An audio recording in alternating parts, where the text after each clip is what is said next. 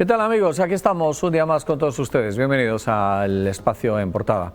Como siempre, Telemiño, y como siempre también comentarios en torno a la actualidad. Esto toca jueves, es día 17 de noviembre. Están con nosotros ya nuestros invitados, a los que ya saludo. Luego procederemos a la lectura de los titulares y ya al inicio de los comentarios en torno a algunos de los temas planteados.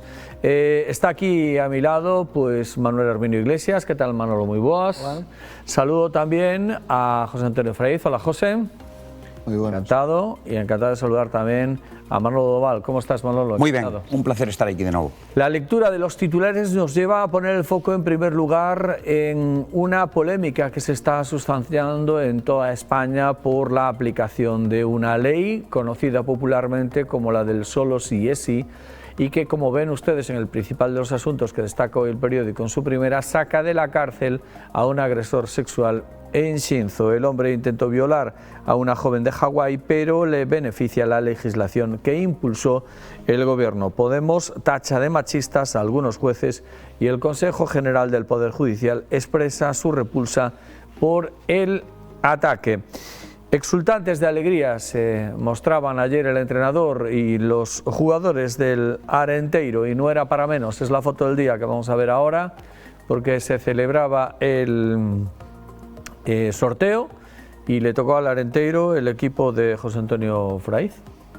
¿No eres del Atlético de Madrid? No soy sufridor del Atlético. No eres sufridor. Bueno, pues ya te tocará sufrir con cualquier otro. Bueno, dice el gordo cae en Carballiño. Arenteiro, Atlético de Madrid, en el sorteo de la Copa del Rey. Dice el pie de foto: el Club Deportivo Arenteiro continúa escribiendo las páginas más brillantes de su historia, imbatible esta temporada en todas las competiciones. Ayer celebró con euforia su próximo rival en la Copa del Rey, que será el Atlético de Madrid. Otros temas que plantea el periódico en su primera tienen que ver con el censo, y una de las cuestiones que preocupa en la provincia: fallecieron 3.296 personas más de las que nacieron el pasado año 2021. La pérdida de habitantes sigue y son ya 2.742 menos en lo que va de 2022. Relato ya del apartado Más Noticias con estos temas. En primer lugar, acusados de venta ilícita de vehículos alegan que tenían en orden el papeleo. Llevar hachís a su hija en prisión le cuesta a la madre 1 año de cárcel. La colonia de venezolanos se ha triplicado en una década en Obarco. También el peaje de la AP53 de la línea Santiago será 50 céntimos más caro en 2023. Y también la OTAN acepta la versión de que el misil que mató a 2 polacos era ucraniano. Una pequeña referencia deportiva. En la primera, también en preferente, el Barbadas vuelve a la Liga con un empate sin goles con el Pontevedra B. Y en lo alto de la portada, una entrevista al neumólogo del complejo hospitalario Hugo Gómez, que dice: la incorporación tardía de las mujeres al tabaquismo está feminizando la EPOC, la enfermedad pulmonar obstructiva crónica. Hoy con el periódico un extra sobre el transporte, un sector que acelera el PIB, el Producto Interior Bruto. Son los asuntos del jueves 17 de noviembre del 2022. Ahí tienen toda la portada, y a partir de ahora pues escuchamos los comentarios. Iniciamos pues por el polémico asunto de la ley del solo sí es sí, que saca de la cárcel a un agresor sexual en Shinzo de Limia. Abrimos, como decimos, una ronda de opiniones. Manolo, ¿qué sitúas nesta Bueno, que a veces a voz situación? da calle plasmada en lei, pois ten lagunas, non? E entonces a veces un pouco certo grado de infantilismo, de non querer escoitar pois a xente que está moito máis metida no mundo da xudicatura e que dice: mira que por aquí pode haber un resquicio, mira que pasa isto. Bueno, pois lévanos a unha situación de que posiblemente van ter que, ou ben o Tribunal Supremo tendrá que dar algún tipo de directrices, ou ben tendrán que reformar a lei. O que non me parece tan ben é que unha ministra culpe aos xuíces. Pareceme que iso é un infantilismo bastante grande e que, bueno, que de sabio sería correxir e decir que a veces en política, pois, equivocámonos, vamos a intentar correxir. Sería moito máis elegante que non estando botando as culpas pois aos xuíces, non? Pouco máis. Vale. José Antonio. En la misma línea. Claro, es que una cosa es la política populista, y a mí me parece que eso fue muy populista, queriendo igual, bueno, pues aparte de llamar la atención y conseguir pues, seguramente votantes, luego la realidad es que hay que hacer análisis técnicos, y los análisis técnicos que tienen que hacer son los que saben, no los políticos. Y yo creo que ya también estaban avisados de que podía pasar lo que está pasando. Y claro, pues ahora tendrán que eso, reformular la ley o no sé cómo. Bueno, en fin, los que saben, ¿no? Los que... Pero por el medio, como las leyes de aplicación, se están produciendo ya situaciones como las descritas hoy. Penados que tienen derecho a acogerse a lo que más le beneficie, significa que una ley que pretendía ser, digamos que, garantista o feminista en extremis o hasta el extremo, resulta que tiene este tipo de lagunas y están saliendo a la calle ya condenados por delitos sexuales. Manolo. Bueno, ustedes seguro que todos nos recordamos do da manada, aquel feito asqueroso que tiña, bueno, pois un dos da manada que foi condenado a 15 anos vai ser un que casi seguro, con toda seguridade, que lle vai ser rebaixada a condena. O sea, quero decir que cosa. Despois chamame a atención porque desde logo hasta ahora sempre as leyes relativas ao Código Penal foron sempre promovidas desde o Ministerio de Xustiza, como é lógico. E aquí non sei como fixeron, sei que, cuidado, non solamente hai que culpar a eso que tamén o populismo e tal, non, esta lei pasou ao Parlamento, esta lei foi votada no Parlamento, ali hai técnicos, ali hai cosa. O que pasa é que, bueno, a veces deixáronse levar, non sei as razóns, o que sei é que hoxe 3 ministras do mesmo goberno, unha dice que non pode ser, que hai que reformar a lei. Non vale a interpretación, sempre lle dixemos, dice que unha persona, un tipo que planta lume, había que aplicarlle. O xuez dice, eu aplico o que dice aquí. Eu aplico o que dice o Código Penal, eu non podo ir a lei. Por lo tanto, o Supremo non pode facer ninguna interpretación. É o que dice a lei. Outra ministra, a ministra de Xustiza, dice que, bueno, que hai que deixar que a lei pois vaya avanzando, que vayamos vendo, e despois será cando habrá que tomar decisións. Hombre, eu creo que agora, vista a realidade, vista que hai persoas que están salindo de prisión, porque os xueces teñen que aplicar o que dice a norma, non é decir de cosa tamén, pois non teñen máis remedio que aplicala e tal ben. Que a poden reformar? Evidentemente, pero, señores, é unha lei que, como decía José Antonio, acaba de salir do forno, o sea, quero decir que fai 4 días. Por qué? Porque técnicamente, en lugar de facer a lei, quen está, quen sabe, quen cosa, pois, ocurrencias, e as ocurrencias levalas ao Código Penal, pois levan estas consecuencias. Tamén hai outra cousa que me chama tremendamente a atención, que tanto que se fala do tema punitivo, que non, desde este Ministerio de Igualdade, eu xa non vou decir eso de decir dos xueces, decir aos xueces, hai sentencias que revisaron mulleres, por tanto, as mulleres non, tamén a ver se as mulleres tamén son machistas, pero bueno, eso é da persona que ven, non me extraña, da persona que ven, da súa preparación, a formación, non me extraña. Entonces, que ocorre aquí? Que a lei hai que aplicala, pero, sobre todo, algo que non se leva feito é que cada día estamos dando conta que está creando graves problemas nos coles, desde tempranas idades, é educar, educar e educar. Educar na igualdade, porque o que é máis importante non é máis libre onde hai leyes moi restrictivas, moi tal, senón que un país é máis libre cando as persoas fan uso dos seus dereitos sin ir a danar o dereito de ninguén. Isto, desde logo, é un sinsentido. O sea que 3 ministras do mesmo goberno, cada unha opina distinto, pois a ver como se arregla isto. Bueno, terán que poñerlle, cosa, busquen a solución que sexa técnico. A mí o que me parece máis importante é o que non hai neste país, en todo o Estado, cierto grado de humildad para decir, bueno, pues mira, equivocámonos, vamos a intentar corregir. A mí pareceme que é unha política que falta neste momento. Falta a todos os niveles, cuidado, non é solamente a nivel de ministros.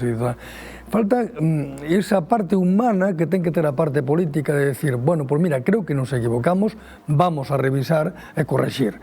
O sea, esa humildad que te sitúa un pouco no campo, non que te pon por encima de todo o mundo, como se tú foras unha persona que sabe de todo e que ao final se equivoca, non.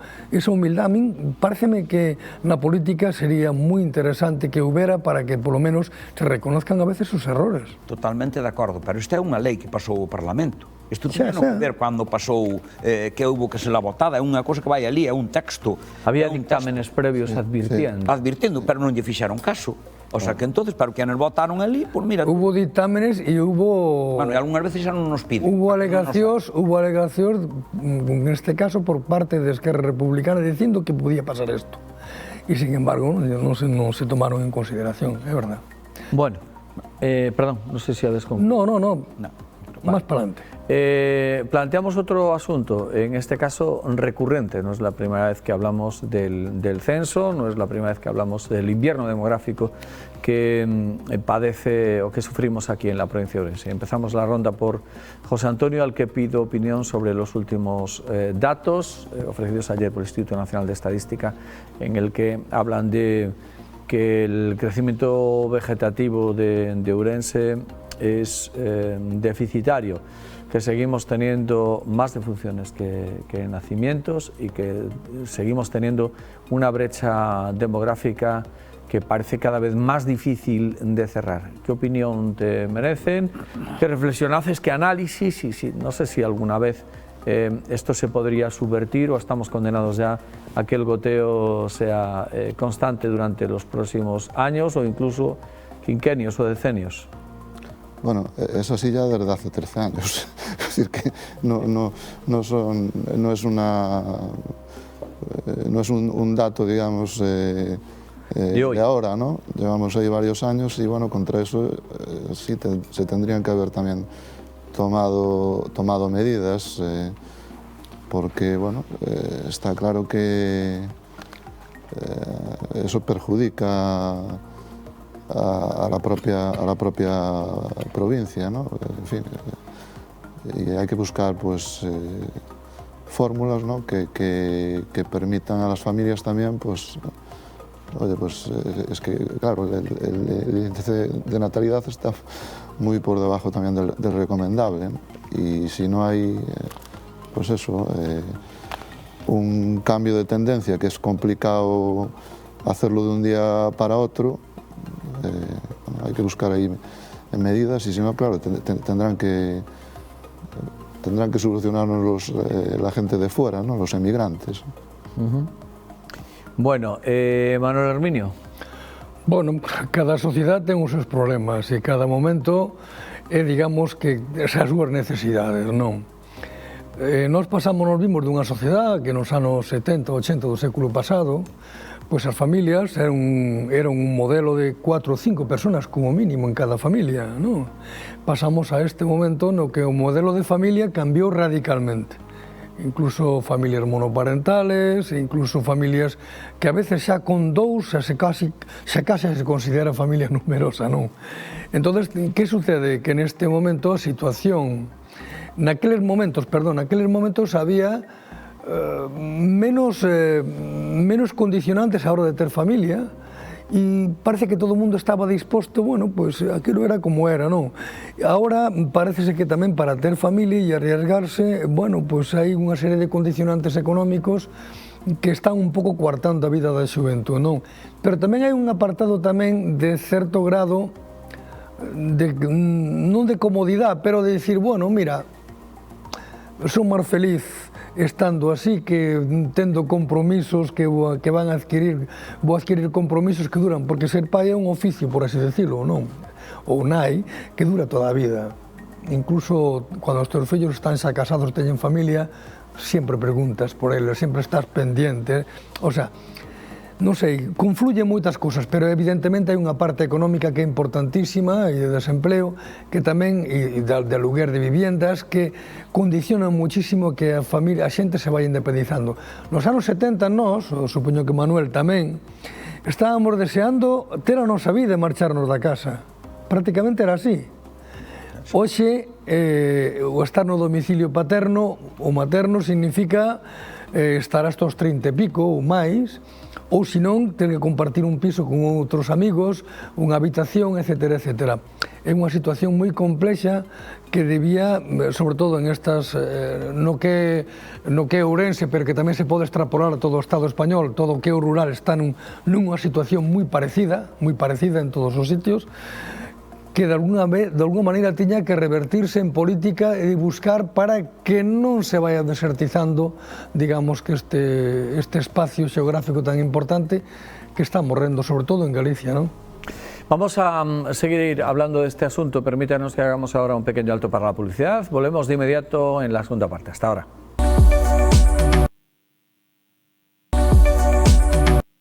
Aquí estamos de nuevo, nos acompaña hoy Manuel Herminio Iglesias, José Antonio Fraiz y Manuel Doval, al que cedo ya el uso de la palabra. Recuerden que estamos comentando el titular: en Ourense fallecieron 3.296 personas más de las que nacieron en el año 2021. No solamente vamos camino del invierno atmosférico, sino que estamos ya en el invierno demográfico. Manolo, su punto de vista. Bueno, como decía José Antonio, isto non ven da hora. Isto é unha crónica dunha morte anunciada. Facer un repaso do rural en cualquera das comunidades autónomas. Estou-me a referir nas provincias de interior. Me dá igual en León, en Castilla-León, en Castilla-La Mancha, supoño máis ou menos igual, todo vese, todas as provincias. Ourense, pois Ourense, Lugo, provincias de interior, pois desde logo o tema este, que é un tema xeneracional, posiblemente ter menos fillos, pero desde logo aquí está tremendamente agravado porque no rural fai moito frío no aspecto económico, fai moito frío. Entonces, sempre se pensou, desde que teñen responsabilidades de gobernar, de tomar decisións de calado a nivel do Estado, pois sempre se pensou na rentabilidade a curto plazo. E desde logo non se preocupou moitísimo porque a veces está hoxe, é moi sencillo, unha cousa parece unha tontería. Neste momento, no rural,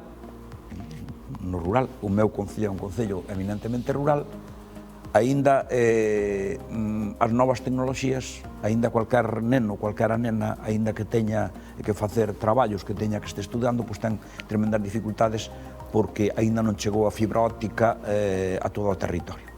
Iso tiña que ser unha decisión, sí ou sí, costase o que costase, porque xa que non hai autovías para chegar ás cousas, como mínimo xa a autovía da información tiña que estar en todos os hogares, en todas as cousas. Logo, despois está ocurrindo unha cousa que está ahora, igual que dice que los bancos, pois eso, tens que pedir, pois tamén está ocurrindo que ahora as persoas maiores, todas as persoas, xa non poden facer ninguna cousa en soporte de papel, xa teñen que facer, saiban, non saiban, teñan medios, non os teñan, nadie lles ensinou, pois teñen que facer todas as cousas, a dirixirse á administración, ao médico para pedir todo, ten que ser todo vía telemática. Pois todas estas cousas é unha suma de feitos que están empurrando a que isto se agrave máis. Vou poñer un exemplo tamén, isto, eu escoito moitas veces que hai concellos que falan de que gastaron 20.000 euros na atención temperá aos nenos. O Concello de Pereiro leva desde o ano 2008 gastando ano tras ano 200.000 euros en atender aos nenos e ás nenas, porque os papás traballan, entonces hai que darlle a facilidade que teñan onde deixalos. Pero ainda así, quero dicir, ya ainda así, claro, ainda así, claro, non está máis que un relato de servicios que ofertan os concellos, que efectivamente claro, os concellos son los... Claro.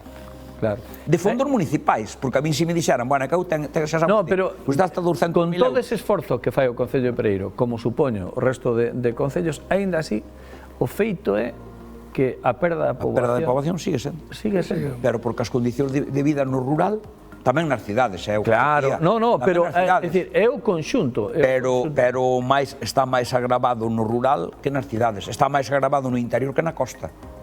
Sí, sí, totalmente. Sí. Está máis agravado no rural, o sea, nas provincias de interior que na costa. Incluso as persoas que veñen de outras culturas veñen e seguro que van buscar o espacio, o lugar onde sexa máis fácil, tal, e logo é máis fácil. Claro. Cando en Galicia se emigrouse a aqueles países onde había un potencial de necesidade de man de obra e de traballo. E de que a economía que podías vivir, unha palabra. Nadie emigraba ao Sáhara. Claro. Pois isto aquí tamén ocorre o mismo, de que veñan, a xente, a excepción, parece que é a excepción que confirma a regla cando vemos que... José Antonio. No, bueno, incide en lo mismo. Habrá que buscar medidas para incentivar en la medida de lo posible la natalidad, ¿no? Bueno, ya estamos viendo. Ahora, familia numerosa se considera 3 hijos. Ya. Pero dentro de poco se considera 2 ya, me da la impresión, ¿no? Puede haber también un factor cultural, puede haber... Sí, hay factores culturales, hoy por supuesto. La edad de la mujer gestante sigue creciendo cada vez también. Es más alta, sí. Eso puede ser una cuestión cultural, puede ser también una cuestión profesional, es decir, tienen derecho las personas a hacer sólidos sus proyectos profesionales también, entonces aplazan son múltiples conceptos que fueron revertindo. Mira, incluso cuando entramos na Unión Europea, tamén, por exemplo, se sustituiu, se pretendeu cerrar un montón de explotacións para que tal, pero non se planteou a modernización, non se planteou unha alternativa. E foi todo eso e agora empezamos a darnos de conta de que son múltiples os conceptos, pero tamén hai un concepto que tamén aparece no fondo da cuestión. É o concepto de que na sociedade actual non é un concepto menor, parece que prima máis o vivir cómodamente sin asumir responsabilidades. Cuidado, isto tamén ten unha parte, o mellor é o 2% ou 3%, pero unha parte tamén está aí. Tamén está aí. Espera, que yo, el primero en interrumpir. No, lo que dice Manuel es así, estoy totalmente de acuerdo. Ahora parece que prima más, pues, entre comillas, la comodidad, el vivir sin responsabilidades, porque al final los hijos, cada hijo que tengas es una responsabilidad importante y te cambia totalmente la vida. Por lo tanto, claro, se retrasa también, pues eso, si uno quiere tener hijos, el tener hijos, ¿no? El tema del trabajo también, lo que se comentaba aquí, la escasez de tiempo, el que igual no tienes con quién dejarlos también, porque bueno, el que tiene pues los padres, abuelos, ¿no? Entonces ahí puedes recurrir a ellos. Efectivamente es que hay muchísimas dificultades, la económica, por supuesto, es que son factores de todo tipo, culturales, económicos, y no es fácil tomar medidas, pero bueno, algunas hay que tomar, ¿no? Para lo que más importante sería tratar de fixar población no rural, pero dándolle medios e posibilidades. O que decía antes do Val, bueno, o anuncio que andaba na tele, que soy mayor pero non soy tonto, vamos, que nos están vapuleando por todos os sitios, non? O sea, a cualquier sitio que vayas, ahora xa, amigo, todo vai vía telemática, non tes un montón de cousas e pequenos pasos que a veces entorpecen as cuestións, pero tamén hai esa outra parte. Mira, fai cousa de non un mes aínda, hoxe a xuventude, a maioría dela dice que antes de ter compromisos quere viaxar, conocer mundo, dar 1000 voltas. Hubo unha boda nun lugar cercano de aquí, donde que decidiron que non foron facer boda, foron facer o paripé a República Dominicana, e dese sitio foron 90 personas, entre eles a maioría xóvenes que non queren ter compromisos. É curioso, non? É curioso, pode ser unha anécdota, pero é un pouco que nos indica que hoxe ten un rapaz que dice, yo quiero vivir, quiero conocer países, quiero conocer cosas, e depois ya veremos lo que hago. Ya veremos lo que hago. Dentro de darlle esa libertad, porque tamén teñen que decidir o que decía Nes Pereira, o tema de que as mamás cada día van retrasando cosas. Por exemplo, o tema de conservación de óvulos, si queres facer iso, tens que pagalo ti. Que sanidade non che dé a oportunidade de que queres ser mamá por cualquier cousa, mas de cousa, pois, a mellor cando queres xa non podes. Entón, quero dicir que esa non é ninguna anécdota, é unha realidade. Pois, ou tes os medios económicos para poder pagar eso, ou senón, olvídate, se despois, cando decides, xa non pode ser, pois non pode ser. Ou tes o diñeiro para pagar, porque creo que ademais é moi caro. Hay una noticia que dice que el presidente de la Diputación, Manuel Baltar, propone como fórmula para evitar, por ejemplo, el despoblamiento, por lo tanto, el famoso invierno demográfico, la potenciación del termalismo, que es un recurso que está ahí, pero llevamos hablado tantas veces del termalismo en términos teóricos, que efectivamente algunas explotaciones hay en la provincia de Ourense, pero quizá debiera de haber más en funcionamiento como agentes de desarrollo y como potenciadores de actividad económica y por lo tanto demográfica en la zona. ¿Qué opinas, José Antonio? Bueno, claramente es un motor de desarrollo económico y social, aparte ese recurso fundamentalmente está en zonas de interior, aparte en enclaves pues, muy atractivos, en mi opinión, donde pues, jugando con el entorno, efectivamente ahí se puede conseguir pues, fijar población, ¿no? Evidentemente con una inversión y de esa manera, bueno, y también aparecerán pues, negocios, digamos, complementarios pues, al termalismo, ¿no? En ese sentido yo considero que sí, que puede ser un motor de importante desarrollo económico y social, teniendo en cuenta que además ese recurso es diferenciador, que no lo tienen pues, otras provincias, otras regiones, ¿no? Y bueno, yo estoy totalmente de acuerdo en ese sentido, ¿no? Hai un refrán, un dito moi galego que dice: fun a casa do veciño e moleime, e viñen a miña e arregleime. Quero dicir isto porque Ourense, ontre nun artigo de opinión que fixen tamén ao respecto, sempre se puxo de cu a súa propia naturaleza, as súas propias características propias que lle podían dar vida. Vamos, pero puñen un exemplo que ao mellor non é moi comparable, pero Porto teñen o río Doiro, que anduven por el tamén dentro das barcazas, e que non é unha maravilla tampouco, ni nada do outro mundo, pero se foron chendo de restaurantes laterales, cosas. Bueno, aquí temos zonas do Miño que sí poden ser explotadas. As zonas dos embalses sí poden ser explotadas en esa fórmula. De feito, en uns días se falaba deso tamén, non? Hai un montón de cousas, as charcas, todo este tipo de historias que están infravaloradas. De feito, temos un alcalde que dice que non cree no termalismo, o dixo públicamente 300 veces, non? E de feito, nin siquiera é capaz de encher a piscina del Burgas de agua, ainda que non se pudera bañar nela, para que este como atractivo. Se marcha agua pola... O sea, querese decir un pouco de que fun a casa do veciño pedindo cousas, non me fixeron caso, e viñen a miña, e empecé a mirarme a mí mismo e dicir, a ver, que podo facer eu do que teño e intentar valoralo. Fixadevos que Ourense, isto acorme de Pepe Peña, que mo dicía moitas veces, dicía, as casas que dan o Miño, na ribeira, o que se chama Ribeira do Canedo, están todas castraseiras aos ríos. E así foi tamén o Barbaña, todos ese tipo de cuestións. O Barbaña foi a gran polémica que se fixo tapar con López Iglesias, querían fazer unha planchada e convertirlo en cloaca, non sei se vos acordades deso. Hasta que Cuíña interviu, o pai de Cuíña, do actual Cuíña, non?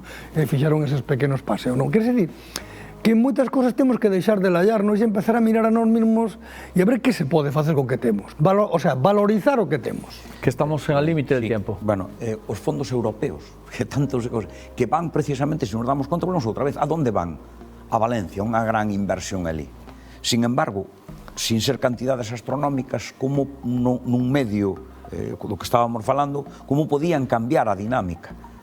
Vou poñer un exemplo, o embalse de Velle, o embalse de Velle, embalse de Cachamuña, pedimos a ver se nos autorizan por lo menos a utilizalo con unhas barcas de pedales, está aí o expediente, a ver se... Pero o embalse de Velle, que solicitamos todos os concellos que estamos lindeiros con esa ribeira, pois por razóns técnicas non se autorizou que se fora navegable. Bueno, por os cambios de nivel, da copa... Concho, habrá que buscar unhas formas, habrá que buscar que quen aproveita o encoro para fines hidroeléctricos que non poda vacialo a cosa para que non genere o problema. Bueno, pois aí está. O encoro non é da empresa hidroeléctrica. Claro, efectivamente. O encoro é dos ciudadanos. Pois aí o temos. Entón, son exemplos, pequenas cousas que chegan ao final. Que antes poderíamos estar hasta pasado mañá. E desde logo, se algo ten Ourense que non nos pode, como decía José Antonio, que nadie nos pode levar, é o termalismo. Se non somos capaces de aproveitar a auga que sale gratis de aí, apague, vámonos. Que nos vamos, oye, enhorabuena al Arenteiro, ¿no? Hombre, Arenteiro. Eu creo que merece un aplauso fuerte. Bueno, pues aplauso que damos. el Arenteiro, sí señor. No labor do Carballiño, por lo menos van disfrutar un pouco, ainda que non se lle arreglen todos os problemas, van ser felices nun momento determinado, van poder ali berrar a pulmón e dicir al Arenteiro. Señor, el Arenteiro que le tocó en la eliminatoria de la Copa del Rey al Atlético de Madrid. Pobre Atlético de Madrid. Pobre Atlético de Madrid. Irás a Espiñedo. Hombre, si pudiera, pero no creo yo que... Estamos de Carballiño todos. Ahí le tocó la lotería también desde el punto de vista económico. En un partido no le toca desde el punto de vista. En un partido puede pasar de todo y es un premio gordísimo porque, vamos, el Atlético de Madrid después del Real Madrid y el Barcelona... Aparte que el presidente Marnotes dijo que quería que se jugase. Sí, que se jugara allí, en Carballiño. Que andar jugando en No, eu creo que aí sería un erro, ten razón aí. É o equipo do Carballiño. Carballiño centro de Ourense. Bueno, además, o centro de Ourense e Carballiño. Sería un jorobaría. Claro, es que uno de los aplausos es eso. Que se queden, que poñan unha pantalla gigante fora do campo. Tiene mucho mérito porque ya el año pasado el Valencia las pasó canutas. Exactamente. En la prórroga. Exacto. Bueno, pues a ver qué pasa. Ha sido un placer, Manolo, cuídate moito, hasta a próxima. Tratamos. Bueno. Gracias, José Antonio. Hasta la próxima también. Gracias, Manolo. Un placer. Graciñas. Gracias. Un placer. Y a todos ustedes, como siempre, buen día. Mañana volvemos a comentar alguna de sus noticias. A disfrutar, amigos.